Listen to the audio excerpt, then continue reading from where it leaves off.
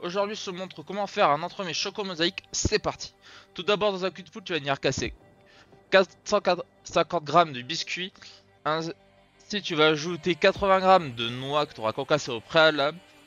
Ensuite tu vas venir ajouter 15 g de cognac ainsi que 100 g de lait. Dans une casserole tu vas venir faire chauffer 250 g de beurre auquel tu vas ajouter 400 ml de lait concentré. Une fois que tu auras ajouté ton lait concentré, tu vas venir ajouter 200 g de chocolat en une fois.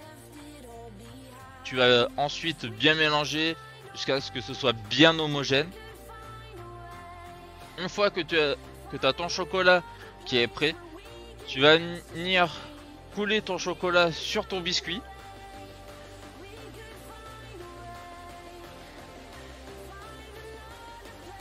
Et ensuite tu vas tout simplement venir mélanger soit à la maryse ou alors si tu préfères avec les mains, c'est beaucoup plus simple.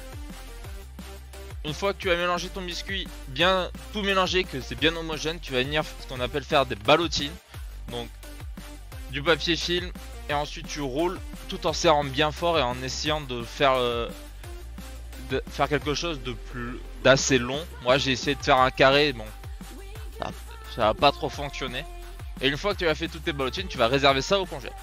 Ensuite on va venir faire une ganache café. Donc tu vas venir faire chauffer 250 g de crème dans laquelle tu vas ajouter 20 g de café soluble et que tu vas mettre en plusieurs fois sur 400 g de chocolat blanc. Une fois que ta ganache a été réservée au frigo et a bien refroidi, tu vas venir faire une ganache montée. Donc tu vas mettre ta ganache dans ton batteur et tu vas tout simplement venir faire foisonner ta ganache.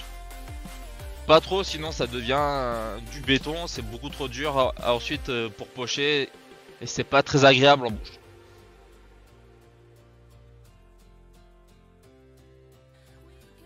Donc une fois que tu as mis ta ganache dans le batteur, tu viens faire foisonner à vitesse 4-6 si t'as un kitchenette. Mais pas trop foisonner non plus. Ensuite, une fois que ta ganache est foisonnée, tu vas sortir de ton congèle tes ballotines de chocolat. Et tu vas ensuite les découper en rondelles ou en carré si tu as fait en carré. Et ensuite il te restera plus qu'à les dresser et à les servir au moment. Et sur ce, moi je vous souhaite une bonne dégustation.